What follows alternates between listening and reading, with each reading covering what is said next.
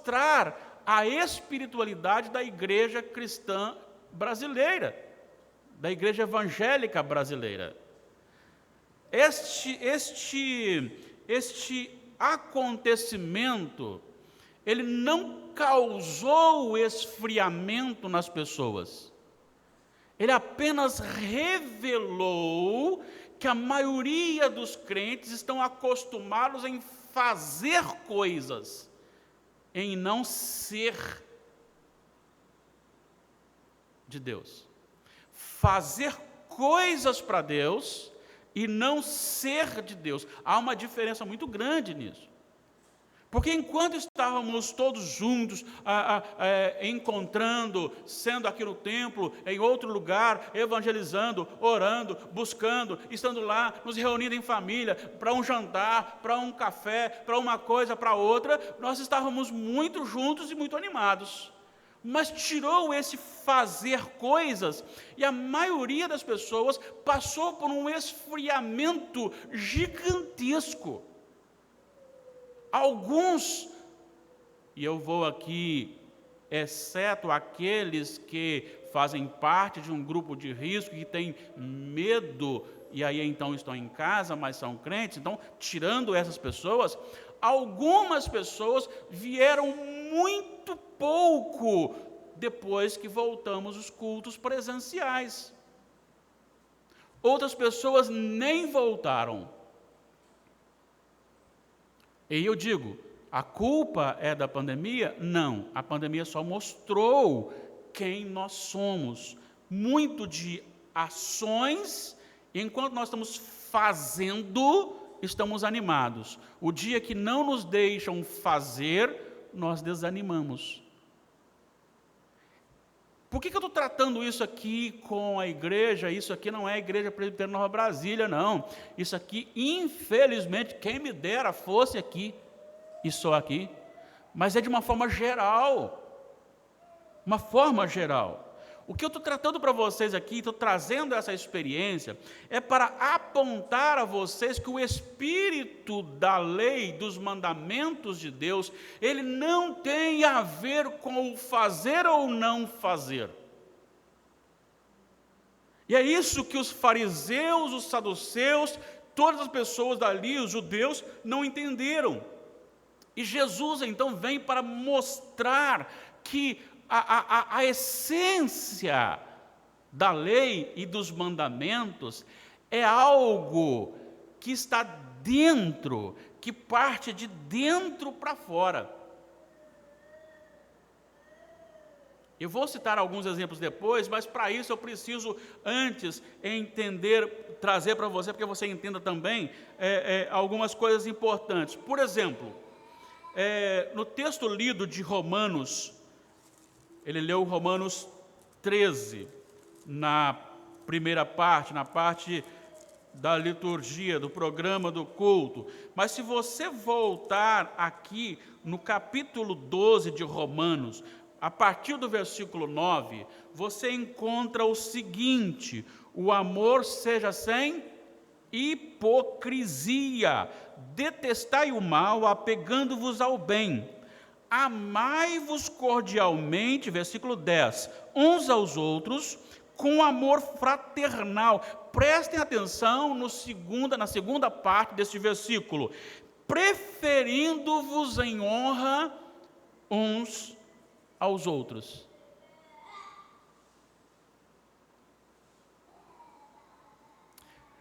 Mas quando ele trata isso para você fazer alguma coisa, ele vai dizer que o amor seja a motivação. 1 Coríntios 13, está logo à frente aí. Olha só o que o apóstolo Paulo está dizendo à igreja de Corinto. Olhe na sua Bíblia, observe aí que o capítulo 12 vai dizer sobre dons espirituais. Capítulo 14 vai continuar falando sobre dons espirituais. E no meio dos dois capítulos, encerrando o capítulo 11, com a segunda parte do último versículo, ele diz assim: e eu passo a mostrar-vos ainda um caminho sobremodo excelente, sobremodo, muito mais elevado do que os dons que eu acabei de tratar com vocês no capítulo 12 todo. E aí então eu vou falar, que caminho excelente é esse, superior a este? Ainda que eu fale as línguas dos homens e dos anjos, se não tiver amor, nada serei. Serei como bronze que soa, ou como símbolo que retine. Ainda que eu tenha o dom de profetizar e conheça todos os mistérios e toda a ciência, ainda que eu tenha tamanha fé a ponto de transportar montes, se não tiver amor, nada serei. E ainda que eu distribua todos os meus bens entre os pobres, e ainda que eu entregue o meu próprio corpo para ser queimado, se não tiver amor, nada disso me aproveitará. É isto que Jesus está tratando para que ele escriba, para que ele leve até os fariseus e para que todos nós possamos ter entendimento. A grande questão não é a questão daquilo que você faz, mas é a motivação. Por que você está fazendo isso? Qual a razão do seu feito? Já fiz essa pergunta algumas vezes e vou fazê-la agora novamente. Se não existisse a condenação eterna, se fôssemos apenas o seguinte: aqueles que crerem em Jesus e viverem em obediência, estes viverão eternamente na nova terra e no novo céu, ressuscitando ou sendo ressuscitado no último dia. Aquele que não crer em Jesus simplesmente não ressuscitará e sua alma morrerá. A minha pergunta é: quantos permaneceriam fiéis a Deus? Ou a motivação de eu ser cristão é a minha reconciliação com Deus, ou é o medo da condenação eterna? Neste momento, o que Jesus está ensinando é justamente isto, é a motivação do crente. Não pode ser aquilo que ele recebe aqui nesta vida, como bens materiais, como saúde, como uma vida sem tribulações e sem problemas. Mas a motivação real da fidelidade para com Deus não é porque eu tenho medo do que Deus vai fazer comigo, mas é porque eu tenho prazer, os meus olhos foram abertos, o meu coração foi aberto, eu enxerguei o Senhor e agora contemplei a bondade do Senhor. E aí eu percebo que, apesar da minha natureza ainda pender para um lado contrário ao lado de Deus, da vontade de Deus, eu sei que a vontade de Deus é perfeita, é boa, ela é maravilhosa. Qual é o problema de tudo isso? Por que Jesus está chamando os seus ouvintes agora para este mandamento que tem a ver com Deus, com a plenitude do coração e tem a ver com o próximo? Vamos lembrar que ele vai dizer primeiro amar a Deus, há uma expressão sobre todas as coisas, e amar o próximo como a si mesmo. Por que Jesus está dizendo isto? Vamos dar uma viradinha lá em Gênesis 3, Gênesis 3, se você observar Gênesis 3, você encontrará aqui a seguinte expressão, Gênesis 3, 1 em diante: mas a serpente mais sagaz que todos os animais selváticos que o Senhor Deus tinha feito, disse à mulher: o que a serpente disse? É assim que Deus disse: não comereis de toda a árvore do jardim? Respondeu-lhe a mulher: do fruto das árvores do jardim podemos comer, mas do fruto da árvore que está no meio do jardim, disse Deus: dela não comereis, nem tocareis nela, para que não morrais. Primeira coisa, Adão tinha conversado com Eva. Eva sabia do mandamento dado por Deus a Adão. Então a serpente volta a falar com a mulher e diz: é certo que não morrerás. Já começa a colocar uma dúvida no coração. Porque Deus sabe que no dia em que dele comerdes, se vos abrirão os olhos e, preste atenção nesta palavra ou nessas palavras agora, como Deus. Aqui está a chave da semente da maldade e da rebeldia lançada no coração dos nossos primeiros pais. E como Deus sereis conhecedores do bem e do mal. Satanás, um anjo muito especial, criado por Deus, se rebelou contra Deus, quis usurpar, quis tomar o lugar de Deus. E quando então ele é expulso, lançado para fora, todo o seu trabalho agora é destruir, buscar, melhor dizendo, buscar destruir aqueles que pertencem ao Senhor.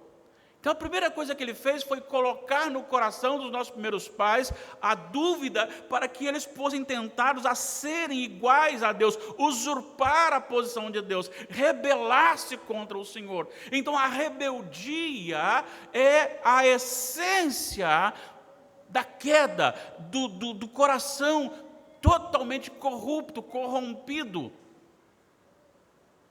Quando nós olhamos para Gênesis 6, 5, vai dizer que os desígnios do coração eram continuamente mal. O que são os desígnios do coração? Ou seja, você começa agora não só a praticar alguns males, mas a essência, aquilo, o pensamento, o programa. São males programados. São males estudados. São males detalhados. Então a natureza do coração do homem se tornou totalmente corrompida e ele passou agora a agir sob influência, não só influência, mas sobre o império das trevas. E o seu coração agora é servo de Satanás. E o mandamento é o seguinte: não matarás? Não era esse. Só há um Deus? Não é só esse. O mandamento é amar a Deus sobre todas as coisas e o próximo como a si mesmo. É o resumo de tudo isto e é a essência de tudo isso. Veja bem, quando eu falo amar, eu não estou dizendo de algumas ações que vão simplesmente por si só. Eu não estou dizendo aqui que aquele que ama concede tudo aquilo que o filho lhe pede. Pelo contrário, quem ama saberá impor limites, saberá o momento de dizer sim e saberá o momento de dizer não, justamente por amar. Quer uma prova disso? Vamos para Hebreus 12.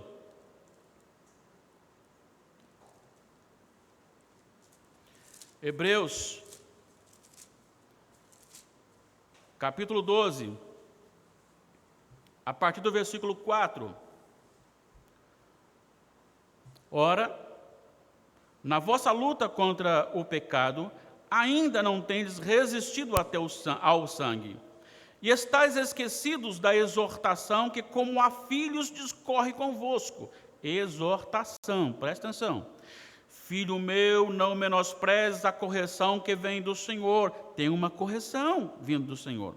Nem desmaies quando por ele és reprovado. Porque o Senhor faz o quê? Corrige a quem ama. E olha só aqui uma palavra que o politicamente correto não gostará. E açoita todo filho a quem recebe. É para a disciplina que perseverais. Deus vos trata como filhos. Pois que filho há que o pai não corrige? Agora preste atenção no versículo 8. Mas se estáis sem correção, de que todos têm tornado participantes, logo sois bastardos e não filhos.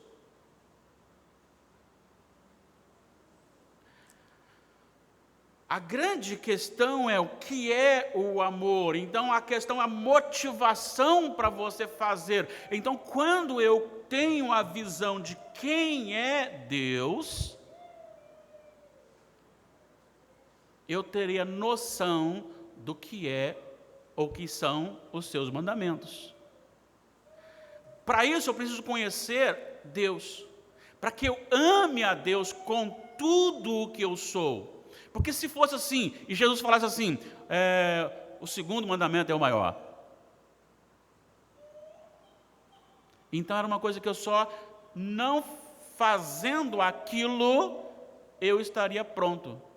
Mas como ele disse que os desígnios do coração, a rebeldia contra Deus tomou todo o homem. Então, como eu disse lá em Gênesis 6:5, que os desígnios do coração são continuamente mal, ou seja, o mal ele é programado, ele faz parte da natureza pecaminosa do homem.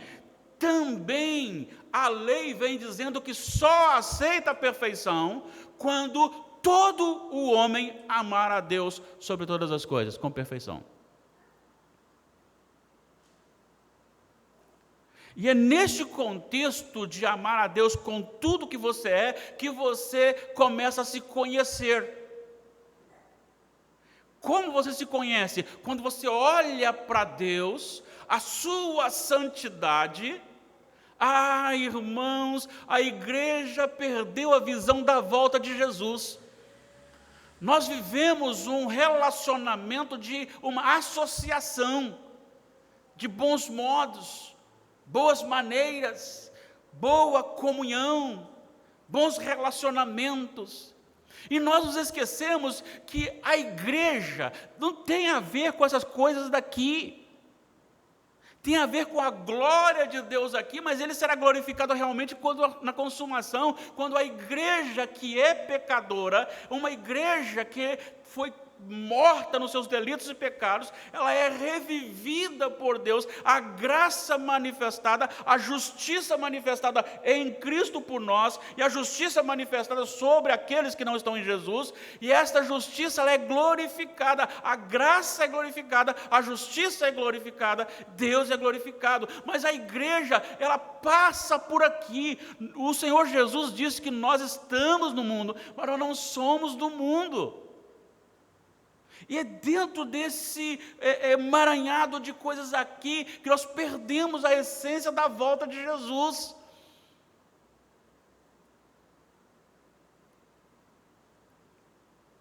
E aí quando eu olho para esse Deus Santo que voltará, preste atenção em 1 Coríntios 4:5. 1 Coríntios 4:5. Paulo está tratando com os coríntios sobre a questão de liderança. Eu sou de Paulo, eu sou de Apolo, eu sou de Pedro, eu não sou de ninguém, eu sou de Cristo, ninguém manda em mim, aquela coisa toda, os problemas todos surgidos. E aí ele vai dizer sobre a questão da responsabilidade dos pregadores e da liderança. E no versículo 5 do capítulo 4 de 1 Coríntios, ele diz assim: portanto, não julgueis antes do tempo, até que venha o Senhor, o qual não somente trará à plena luz as coisas ocultas das trevas, mas também manifestará os desígnios dos corações. Não é só aquilo que você falou que Deus vai trazer ao público, mas é aquilo que você pensou, que você tratou no fundo do seu coração, as motivações. Aí agora, com esta palavra, você entende o que está lá em Mateus 7:22. O que está em Mateus 7:22? Vamos lá, afinal, nós estamos num belo estudo e precisamos correr a Bíblia. Olha só, 22 e 23, muitos naquele dia, Mateus 7, 22 e 23, muitos naquele dia hão de dizer-me, Senhor, Senhor, porventura não temos nós profetizado em teu nome?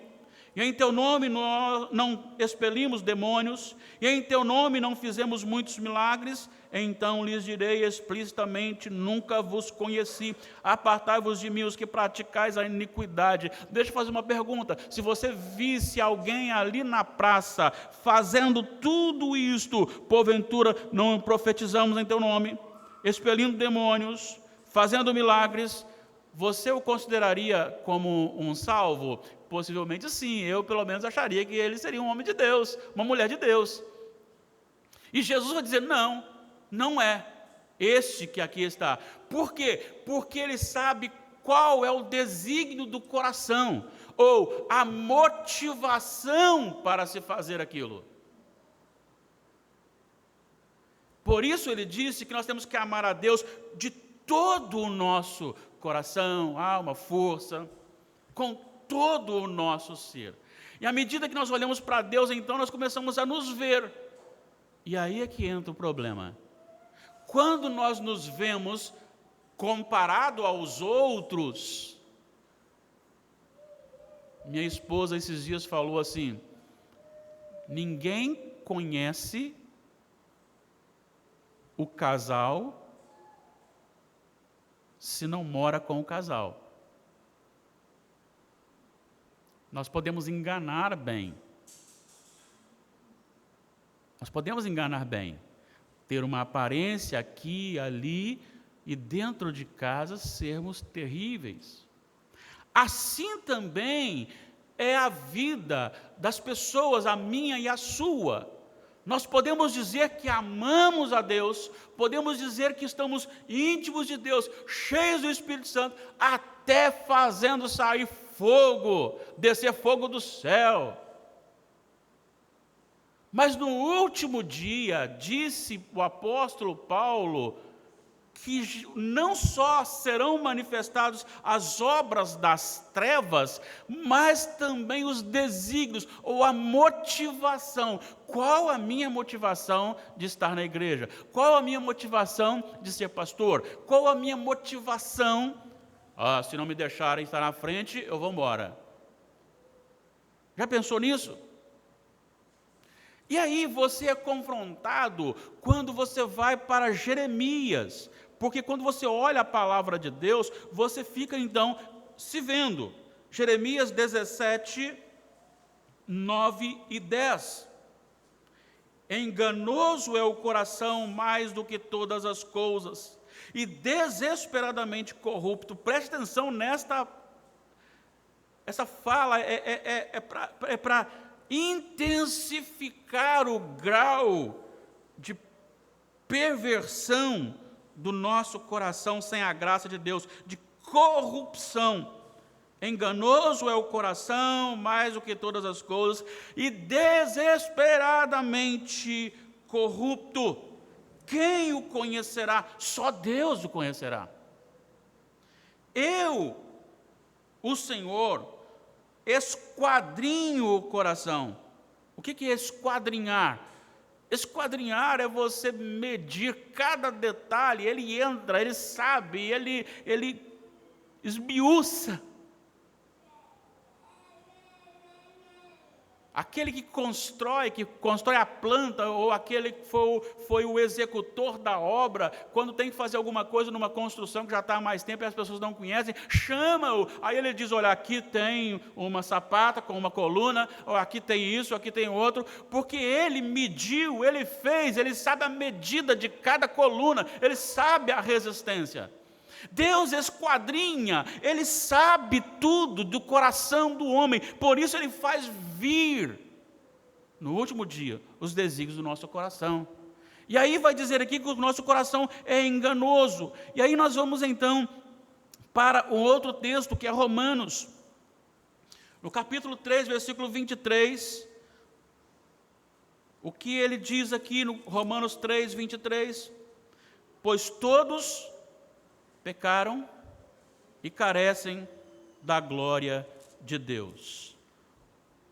Romanos, capítulo 7, ele vai dizer que a lei veio para me mostrar quem sou. Quando chega no versículo 24, ele diz: desventurado homem que sou, quem me livrará do corpo desta morte? Mas se você voltar ainda no capítulo 3, no versículo 10, você encontra como está escrito: não há um justo sequer. Não há quem entenda, não há quem busque a Deus. Esse é o estado do homem quando ele é deparado com Deus. Então você não pode se comparar com as outras pessoas. Enquanto nós medimos força com outra denominação, ou com outra igreja da mesma denominação, ou com outro irmão, talvez você enganosamente sobressaia. Mas quando você é deparado com as Sagradas Escrituras, e aí para encerrar essa parte, eu vou para Isaías 64, versículo 6. Mas todos nós somos como um imundo, e todas as nossas justiças, preste atenção, nossas justiças como o trapo da imundícia. Todos nós murchamos como a folha, e as nossas iniquidades como um vento nos arrebatam. Quando eu deparo com a glória de Deus, dá só uma olhadinha. Quando Jacó, fugindo do seu irmão, coloca um local para dormir, uma pedra, dorme, põe a cabeça na pedra, dorme, daí a pouquinho ele tem uma visão, e ele vê o céu aberto, e uma escada, e o Filho do Homem. O que é que ele diz? Na verdade, o Senhor está aqui. E eu não sabia. Ele fica com muito medo.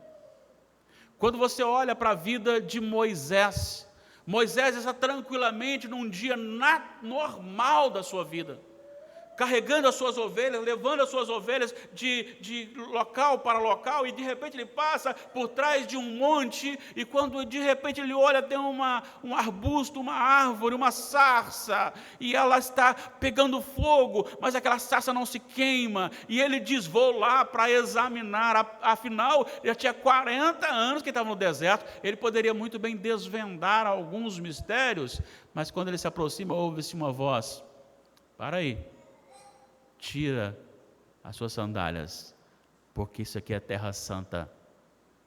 Ele desmonta.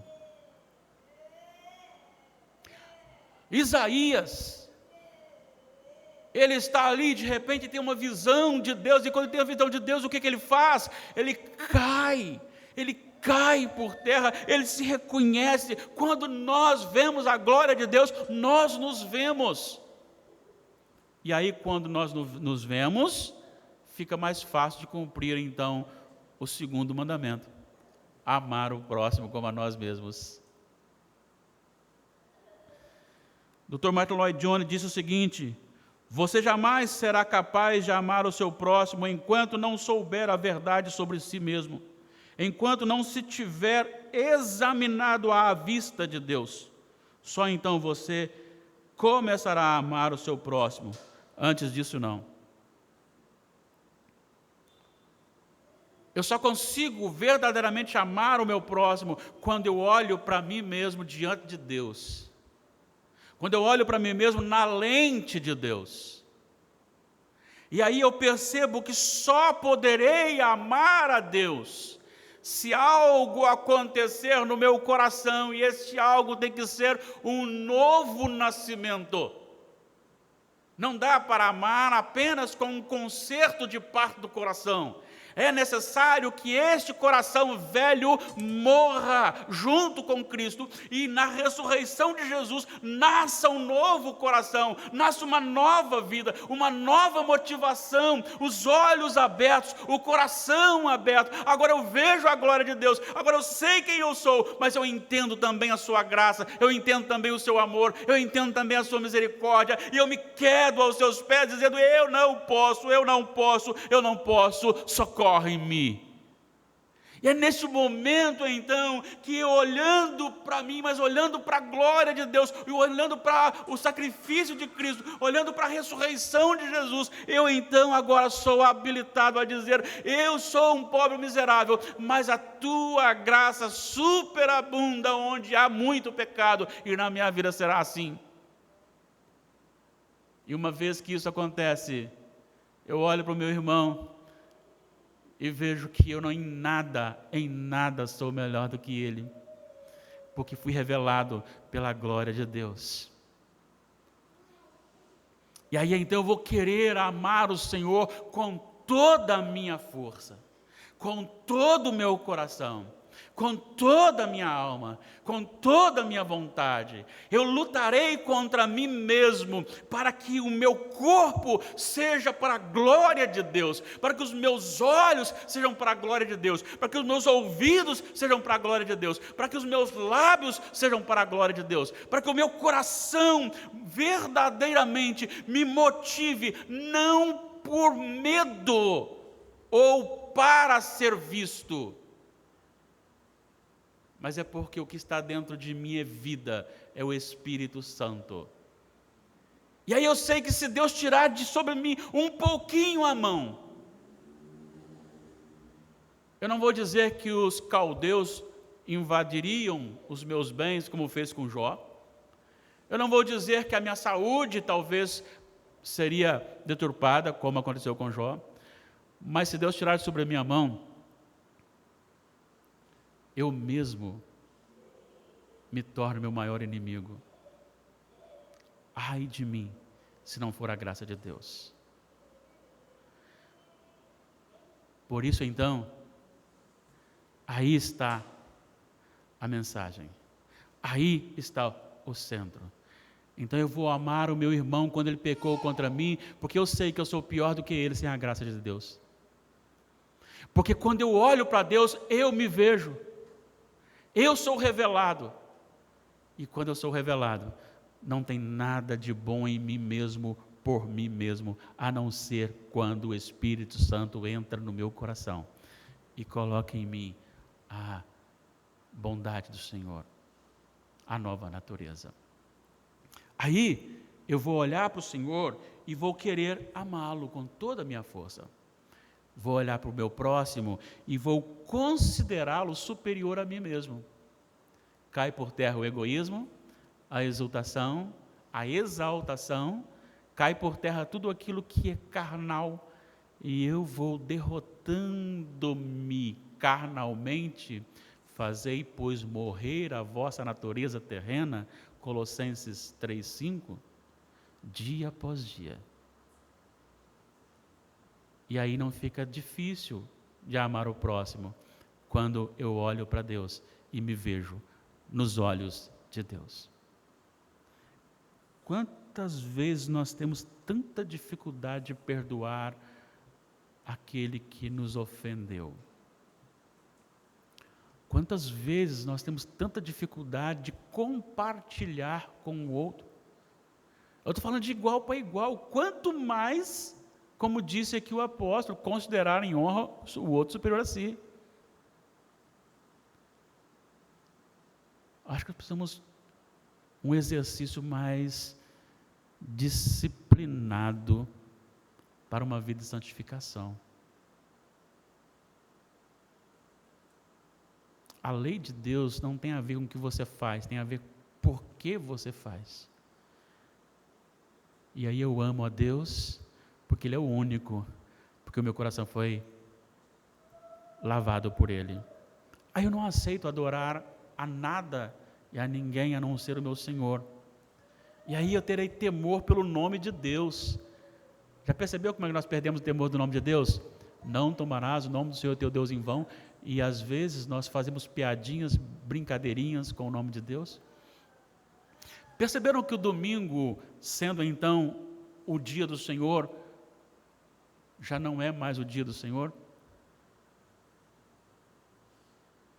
Percebeu que pai e mãe são pesos? Percebeu que a nossa sociedade prefere um cachorrinho do que filhos? Percebeu que nós preferimos abandonar o cônjuge do que ficar ao seu lado com fidelidade até que a morte nos separe? Sabe por quê? Porque aqui, está o eu. E se Deus fala para fazer uma coisa, eu quero fazer outra. Se Deus falasse para separar, você queria permanecer. A questão não é o que falou, mas é contra Deus, é só contra Deus. É só contra Deus. A essência da lei de Deus é amor. Quer resumir a lei de Deus? Amor. O amor verdadeiro. Aquele que Deus manifestou quando seu filho veio, morreu na cruz por você e por mim. Eu preciso só retornar aqui apenas para a leitura do texto que o nosso irmão leu e nós não tínhamos combinado sobre isso. Versículo 10 de Romanos 13. O amor não pratica o mal contra o próximo, de sorte que o cumprimento da lei é o amor.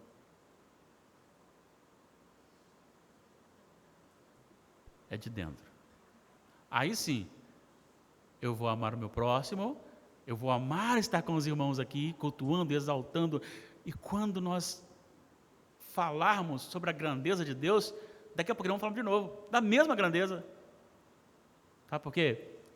Porque isso nunca será demais. Alguém disse, será monótono no céu?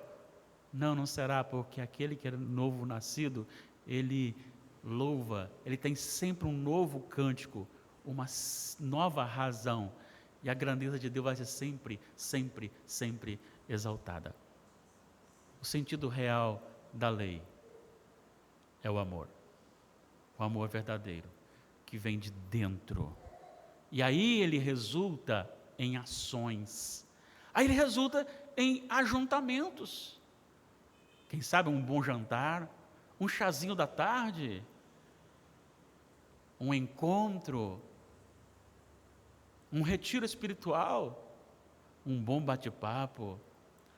Mas aí o que leva a fazer isso não é o prazer em si, mas é algo que foi transformado aqui dentro. Esta é a lei de Deus. E é isso que Jesus ensinou. Deus nos abençoe, rica e poderosamente. Vamos colocar em pé?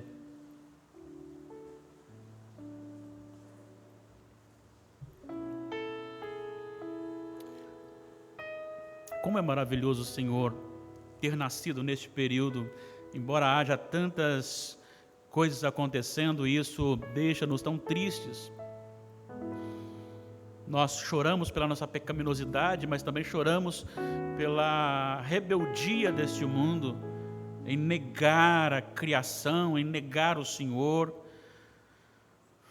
Mas por outro lado, Senhor, nós nascemos num período que temos já os ensinamentos deixados pelo Senhor Jesus, com esclarecimentos sobre a lei, a essência da lei de Deus, a tua lei. Agradecemos porque a tua palavra, ela se cumpre dia após dia, O mundo está cego para ela, o mundo está em confusão, o mundo não quer acreditar na tua palavra, mas a tua palavra, ela foi escrita há muitos e muitos anos, e tudo o que ela está dizendo está se cumprindo dia após dia.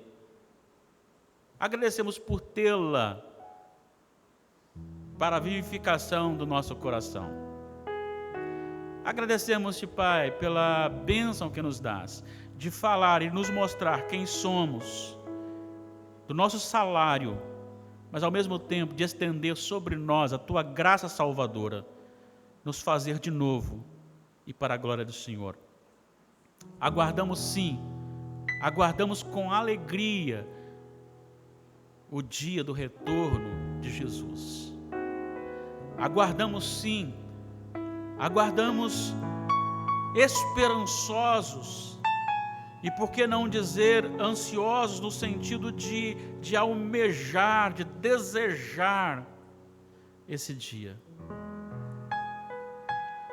Não porque nós somos bons, porque somos religiosos, porque lemos a Bíblia, porque oramos, porque estamos aqui na igreja, mas porque pela tua graça e misericórdia nos mataste juntamente com Cristo e nos ressuscitaste com Ele. Graças te damos por isso. Ajuda-nos, ó Pai, a amar ao Senhor acima de todas as coisas, inclusive acima de nós mesmos. E ajuda-nos a amar o próximo, considerando-o em honra superior a nós mesmos. E que em tudo o teu nome seja glorificado e seja exaltado, em nome de Jesus. Recebamos a bênção.